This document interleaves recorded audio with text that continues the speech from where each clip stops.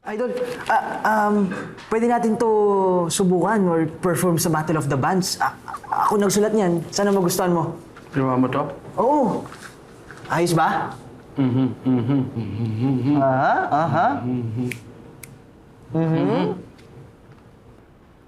Baho. Dumi. Bantot. Gulo.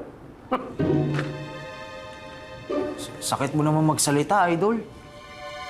Hindi. Ang ibig ko sabihin, masyadong malinis yung ginawa mong kanta, masyadong organized. Amira, kung talagang gusto mo maging rockstar, dapat meron ka nung baho, dumi, at gulo. Ganun ang pagiging rockstar. Sige, Hindi ko gets. tugtugan mo ako. Tutugtog ako. Tugtugan mo ako ng happy birthday. Happy birthday! Oh, gawin mong rock version. Idol naman, nagjo-joke ka ngayon, no? Paano naman ako matututo niyan? Happy birthday! Binibuild mo nga ako maging, di ba, star? Maging gitarista, maging superstar. Bakit? Gawin mo nga. Ano? Happy birthday lang.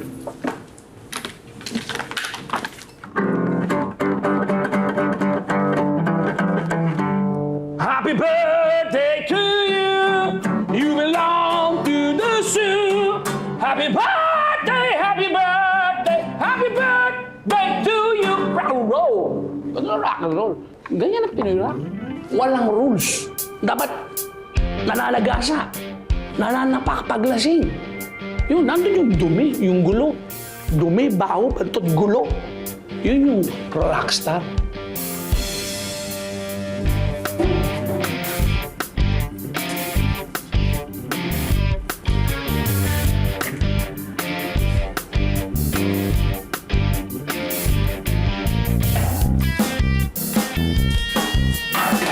Ayan.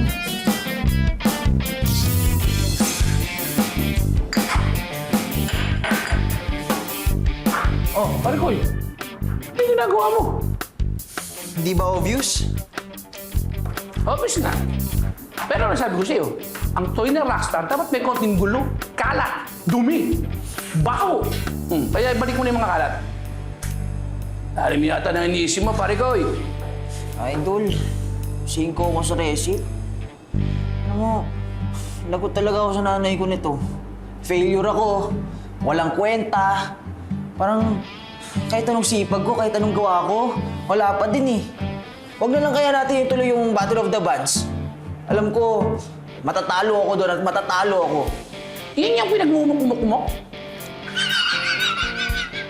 Kaya mga generation ngayon talaga, ang hihina nyo. In English, you are so weak. Alam niyo yung panahon namin? Sugod lang ng sugod. Kahit magkadapa-dapa kami, kahit magkasugat-sugat, tuloy-tuloy lang kami. Sabi mo, be honest. Ay, oo nga. Totoo yun. Pero ang tunay na rockstar, hindi agad sumusuko. Ang tunay na rockstar, dumaranas sa kanyang mga pagsubok. Kahit ilang baligtad balentong na sa buhay na yun, tuloy-tuloy lang. At saka parte ng musika, yung pagsablay sa tono. Kaya dapat maging proud ka dun. Yun ang papatibay sa'yo eh. Kaya itigil mo na yung pagmumukmuk mo at mukha kang hindi ko maintindihan ko ano yan. Gamitin mo yung frustration mo dito sa tugtog mo. Yun lang ang paraan para makaramdam ka ulit ng joy, kumpare. Pinaka-epektibong teknik sa strumming ng gitara ay yung totoong nararamdaman ng tumutugtog nito.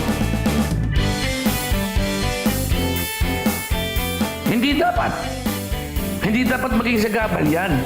Motivation yan.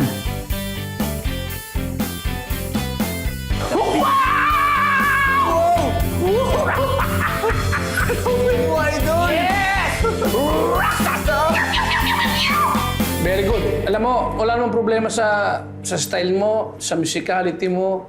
Wala namang problema. Pero kung sasali ka talaga sa Battle of the Bands, meron kang dalawang kulang. Sinabi ko nga, yung original song mong lacking pa, may kakulangan, at pinaka-importante, yung band member. Band member. Ay, teka lang. Oh, pre.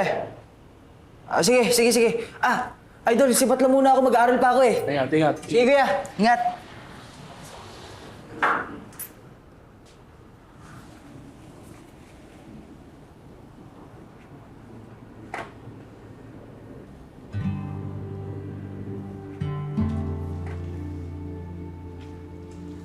Aba, si Sandy yan, di ba? Yung anak mong galit na galit sa'yo.